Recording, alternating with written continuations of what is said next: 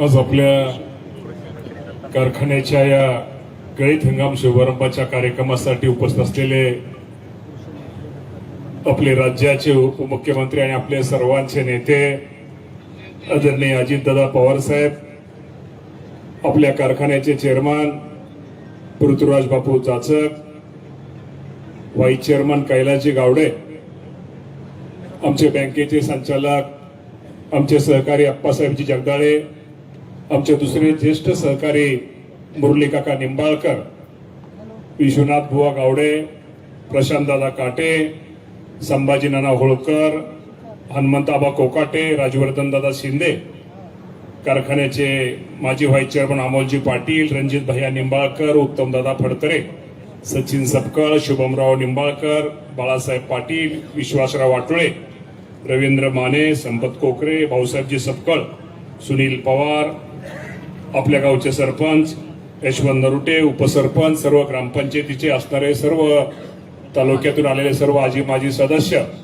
सोसायटीचे चेअरमन, आजी माजी चेअरमन, उपस्थित सर्वच सोसायटीचे सदस्य, कार्यकारी संचालक जाधव साहेब आणि कारखान्याचे सर्वच आजी माजी संचालक, कारखान्याचे आजी माजी व्हाईस चेअरमन, आजी माजी सगळेच आमचे कामगार प्रतिनिधी, उपस्थित सर्व मीडियाचे प्रतिनिधी, पत्रकार बंधू आणि भगिनींनो, आज आपल्या कारखान्याच्या या गळीत हंगामाच्या कार्यक्रमासाठी आदरणीय दादा या कार्यक्रमासाठी उपस्थित आहेत। आत्ताच पृथ्वीराज बापूने हा कारखाना आपला एक चांगल्या भविष्य काळामध्ये कसा आपण चांगल्या पद्धतीने चालवायचा आहे आणि त्यासाठी त्यांनी सभासदांना एक आव्हान केलेलं आहे की तुमचा ऊस हा बाहेरच्या कुठल्याही कारखान्याला न घालता शेवटी छत्रपती सहकारी साखर कारखान्याला आपण सर्वांनी आपल्या प्रत्येकाच्या ऊसाचं गाळप करावं आणि जे ऊसाचं गाळप होईल त्याला एक चांगल्या प्रकारचा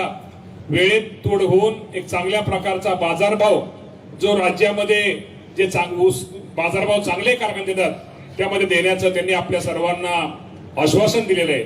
मी आपल्या सर्वांना एक विनंती करतो की आपणही सर्वांनी जाचक बापूंच्या विनंतीला मान देऊन आपण सर्वांनी आपल्या सर्वांचा ऊस सगळ्यांनी इथं छत्रपती सहकारी साखर कारखान्याला घालावा।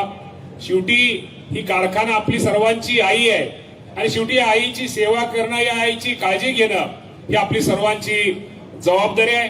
शेवटी आपण मागाशी म्हटल्यानंतर शेवटी आपल्या जवळचं असतं ते आपलं असतं तेच आपलं असतं। त्यामुळं निश्चित प्रकारे आपण सर्वांनी कारखान्याला सहकार्य करावं। आज खरं तर आपल्याला माहित आहे की आज ऊसाचं किंवा शेतकऱ्यांच्या दृष्टिकोनातून अनेक संकट आहेत। माझा शेतकरी, माझा बळीराजा अडचणीत आहे। गेली 6 महिने या राज्यामध्ये खूप मोठ्या प्रमाणामध्ये पाऊस पडतोय, अतिवृष्टी होते आणि त्यामुळं निश्चित प्रकारे आपण पाहतो की राज्यामध्ये शेतकऱ्यांच्या पिकाचं आपल्या भागामध्ये प्रमाण थोडं कमी आहे, पण राज्यामध्ये खूप काही भागामध्ये शेतकऱ्यांच्या पिकाचं खूप मोठ्या प्रमाणामध्ये नुकसान झालेलं आहे। जर आपण प्रत्यक्ष जर त्या ठिकाणी जर भेट दिली तर निश्चित अक्षरशः आपल्या सुद्धा डोळ्यातून पाणी असं इतकं नुकसान या राज्यामध्ये झाले। साधारणतः 2 लाख आपण 2 कोटी म्हणलं एकर म्हणलं तरी इतक्या पिकाचं नुकसान या शेतकऱ्यांचं या राज्याच्या त्याच्यापेक्षाही जास्त हे झालेलं आहे। त्यामुळे ह्या शेतकऱ्यांना मदत करणं, शेतकऱ्याला सहकार्य करणं एक राज्य सरकार म्हणून आमच्या सर्वांची जबाबदारी आहे। या राज्याचे मुख्यमंत्री देवेंद्र फडणवीस साहेब असतील, एकनाथजी शिंदे साहेब असतील, अजितदादा पवार साहेब असतील, ही सगळीच मंडळी या कामी आपल्या सर्वांना मदत करतायत, या सर्वांना सहकार्य करतायत। आपल्या सर्वांना माहित आहे की तुमच्या सगळ्यांच्या आशीर्वादामुळे, तुमच्या सगळ्यांच्या सहकार्यामुळे आदरणीय दादा असतील, आमच्या राज्याचे सगळे प्रमुख असतील, आज माझ्यासारख्या कार्यकर्त्याला या राज्याचं कृषी मंत्री पद म्हणून काम करण्याची संधी मिळालेली आहे। मी स्वतःला नशीबवान समजतो, मी स्वतःला भाग्यवान समजतो की ज्या छत्रपती सहकारी साखर कारखान्याने माझ्या राजकीय जीवनामध्ये मला संचालक केलं, मला या कारखान्याने चेअरमन केलं, खूप काही गोष्टी शिकवल्या आणि इतक्या गोष्टी काय शिकवल्या म्हणजे चांगल्या शिकवल्या, बऱ्या वाईट शिकवल्या, मान अपमानाच्या शिकवल्या। त्यामुळे कदाचित आज एवढी मोठी जबाबदारी माझ्यावरती पडल्यानंतर मला वर जरी म्हणजे मला वर कुणी जरी काय म्हटलं पण छत्रपतीच्या खुर्चीने एवढं शिकवलंय त्यामुळे काही वाटत नाही। सतीश बरोबर आहे ना बाळासाहेब? त्यामुळं काही वाटत नाही. तुम्ही इतक्या गोष्टी या छत्रपती आम्हाला लोकांना शिकवल्यात आणि दादा पण या कारखान्यावर तो संचालक झालेत. दादा पण राजकीय सुरुवात या कारखान्यामधून केलेली आहे. त्यामुळे निश्चित प्रकारे मी तुम्हाला प्रामाणिकपणे सांगतो की या कारखान्याची, तुमची, सभासदांची, माझ्या सगळ्यांची काळजी ही निश्चित प्रकारे तुम्हा सर्वांना तर आहेच, पण निश्चित प्रकारे आम्ही बोललो किंवा न बोललो तरी आम्हाला सुद्धा निश्चित प्रकारे या मातीने आम्हाला घडवलंय, या कारखान्याने आम्हाला घडवलंय, याची निश्चित प्रकारे जाण ही आमच्यासारख्या कार्यकर्त्याला असल्यामुळं भविष्य काळामध्ये या कारखान्यासाठी जे काय लागत तर करण्याचा प्रयत्न दादा तर करतायत, परंतु निश्चित प्रकारे राज्याचा कृषी मंत्री म्हणून माझ्यासारखा कार्यकर्ता निश्चित प्रकारे भविष्य काळामध्ये प्रामाणिकपणे या कारखान्याला जेवढं काय सहकार्य करता येईल तेवढं करण्याचा प्रयत्न निश्चित प्रकारे करील. राज्य सरकारच्या आपल्या सगळ्यांना माहिती आहे कृषी विभागाच्या अनेक योजना आहेत, केंद्राच्या आहेत, राज्याच्या आहेत. त्यामुळे या योजनेमध्ये माझ्या शेतकऱ्याला, राज्याच्या शेतकऱ्याला तर फायदा झालाच पाहिजे, त्याला लाभ मिळालाच पाहिजे. पण ज्या भागाने आपल्याला मोठं केलं, ज्या भागाने आपल्याला आपल्या सुखदुःखाच्या काळामध्ये, अडचणीच्या काळामध्ये ज्या भागांनी, ज्या माणसांनी, ज्या शेतकऱ्यांना मला आशीर्वाद दिला, शेवटी त्या शेतकऱ्यांची, त्या सर्वसामान्य जनतेची काळजी करणं, त्यांची काळजी घेणं हे आमचं कर्तव्य असल्यामुळं मी येणाऱ्या एवढं काळामध्ये, भविष्य काळामध्ये सांगतो, या कृषी विभागाचा उपयोग आपल्या राज्याला तर होईलच, पण आपल्या भागासाठी कसा होईल. आज यांत्रिकीकरणाच्या माध्यमातून मला वाटतं इथं सगळे शेतकरी हजर दिसत आहेत. असं एखादं, आज मला माहितीप्रमाणे एखादं घर नसेल दादा, या भागातलं एखादं घर नसेल की आज मागच्या 15 दिवसापूर्वी, महिन्यापूर्वी जी यांत्रिकीकरणाची योजना कृषी विभागाची जाहीर केली त्यामध्ये कुणाला लाभ मिळाला नाही, अनुदानाची जी योजना होती, असं एखादं कुटुंब नसेल. यातनं काय, शेवटी दादांची आम्हाला शिकवण आहे, शेवटी पद काय रोबाब करण्यासाठी किंवा पद काय नसती ही करण्यासाठी नसतात, शेवटी त्या पदाचा उपयोग हा गोरगरीब माणसाला किती होतो, सर्वसामान्य शेतकऱ्याला किती होतो, याच्यावर तुमचं सगळ्यांचं हे ठरलेलं असतं. पण निश्चित प्रकारे माझ्यासारखा कार्यकर्ता ते काम करतोय. आणि महत्वाचा विषय तुम्हा सर्वांना माहित आहे की राज्याचा कृषी मंत्री मला माहित नाही, दादा तुम्ही ज्या ज्या पदावरती मला तिथं दिलं, मला जे एखादं उपद दिलं किंवा एखादा विभाग दिला, त्या पदाचा उपयोग निश्चित प्रकारे खूप काहीतरी शेतकऱ्यांच्या भल्यासाठी किंवा कुठेतरी ऐतिहासिक नोंदीसाठी होतो.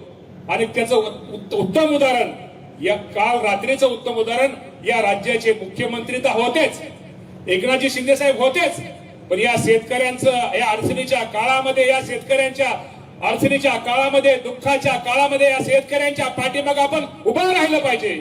यासाठी काल दादानी खूप मोठी, मुख्यमंत्री, दोन्ही उपमुख्यमंत्री खूप मोठी घोषणा केली. ती घोषणा होती या शेतकऱ्याची कर्जमाफीची घोषणा. ही निश्चित प्रकारे दादा तुम्ही सर्वांनी केली. की दादा ही माणसं, हे शेतकरी तुम्हा तिघांनाही निश्चित प्रकारे आयुष्यामध्ये कधी विसरणार नाहीत, कारण का संकटाचा काळ आहे, अडचणीचा काळ आहे. माझ्या शेतकरीचा कधी अति पाऊस होतोय, कधी दुष्काळ पडतोय, कधी गारपीट होते, आणि शाश्वत जो शेतामध्ये तो एखादं पीक घेतोय, फळबाग घेतोय, त्याला कधी भाव कधी वर होतोय, कधी खाली होतोय, त्याला शाश्वत असं उत्पन्न मिळत नाही. आणि अडचणीच्या काळामध्ये खूप मोठं काम हे निश्चित प्रकारे राज्य सरकारच्या माध्यमातून केलेलं आहे. दादा तुम्ही कर्जमाफी केली, पण कर्जमाफी करताना तुम्ही तिघांनी तर केलीच, पण राज्याचा कृषी मंत्री म्हणून दत्तात्रय भरणे असताना केली. ही निश्चित प्रकारे नोंद ही माझी सुद्धा त्याप्रमाणे राहणार आहे. शेवटी काम तर आपण सगळेच करतो, पण शेवटी काम करताना कुठेतरी समाजाने नाव घेतलं पाहिजे, समाजाच्या कुठेतरी उपयोगाला आला पाहिजे, कुठेतरी नोंद घेतली पाहिजे. असं आयुष्यामध्ये काम हे आपण सर्वांनी करायचं असतं, त्याप्रमाणे आपण काम करतोय. जाचक बापू, कैलासजी गावडे आणि सर्व संचालक मंडळाला मला एक विनंती करायची की निश्चित प्रकारे आता सभासदांना कळतं की आपला ऊस कुठे घेतला पाहिजे, आणि शेवटी आपलं जर व्यवस्थित राहिलं तर आपल्याला भविष्यामध्ये आज ऊस कमी पण आपल्याकडे कुणी येईल, पण आज ऊस जास्त असताना आपल्याकडे कुणी, ज्यावेळेस ऊस कमी असेल किंवा ऊस जास्त असेल त्यावेळेस आपल्याकडे कुणी येणार नाही, कमी असताना सगळे येतील. त्यामुळं आपल्या हक्काचं हे तुम्ही सगळ्यांनी निश्चित प्रकारे शाबूत ठेवा. या कारखान्याची आपण सर्वांनी काळजी घ्या, या कारखान्याला निश्चित प्रकारे जपा, आणि या कारखान्याचे चेअरमन असतील, बापू असतील, व्हाईस चेअरमन असतील, या संचालक मंडळाला आपल्या सर्वांकडून जेवढं काही सहकार्य करता तेवढं करण्याचा प्रयत्न आपण सर्वजण करूया. निश्चित प्रकारे तुम्हा सर्वांना सांगायची काही गरज नाही, कृषी विभागाच्या माध्यमातून मी काय अधिक बोलणार नाही, कारण का आज सगळेच मला जे समोर दिसत आहेत ते माझ्यापेक्षा मला सल्ला देणारे जास्त आज समोर बसलेले आहेत, त्यामुळं अधिक काय बोलणार नाही, पण निश्चित प्रकारे चांगलं काम करा. आणि थोडं छत्रपतीच्या सभासद मला एक सांगायचं की असं आपलं वातावरण सगळ्यांनी जरा थोडं हेमंतराजे हलतं फुलतं ठेवा. उगा असं लय असं हे करून ठेवणार. माणसाने कसं हलकं फुलकं राहिलं की शेवटी आयुष्यामध्ये काय असतं, आनंद द्यायचा असतो आणि आनंद घ्यायचा असतो. वातावरण हलकं फुलकं ठेवा, काळजी करू नका. येणाऱ्या काळामध्ये जो आपला ऊस गाळपाला जाणार आहे त्याला निश्चित प्रकारे छत्रपती सहकारी साखर कारखान्याचा ऊसाचा दर हा निश्चित प्रकारे चांगला राहील, हा हे शब्द आपल्या सर्वांना निश्चित प्रकारे देतो. आणि अधिक न बोलता मग अशी बापूंनी सांगितलं काय, कुठलं काटा बिटा काय मारायचं काय म्हणतो मला काय कळलं नाही बापूचं, रिमोटचं वगैरे. हे छत्रपती कधीही पाप करणार नाही. नाही तर बाकी 50, 200, 500 रुपये कुणी जास्त देईल, परंतु छत्रपतीने जाचक बापूंनी सांगितल्याप्रमाणे हे कधी या बाबतीमध्ये आपला कारखाना कधी ते पाप करणार नाही. शेवटी आपली आई आहे, आपला कारखाना आहे. त्यामुळे आपण सर्वांनी याची काळजी घ्यावी.